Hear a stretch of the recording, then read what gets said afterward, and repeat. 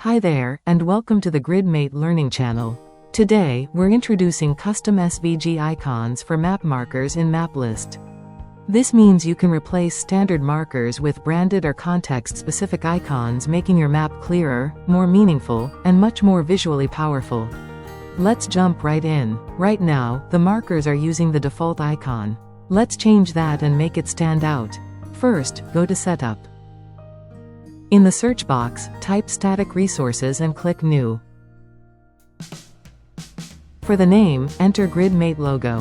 Upload your custom SVG file, in this case, our Gridmate logo. Set the cache control to public, and click Save. Quick tip: copy the name of the static resource. We'll need it in a moment. Now, go back to the map list and click Edit Page in the Lightning App Builder. Select the map list component. Locate the marker icon property. Now we'll configure the custom marker. Enter the name of your static resource. You can also define the width and height to control the icon size. Copy the configuration. Return to the marker icon property and paste it in.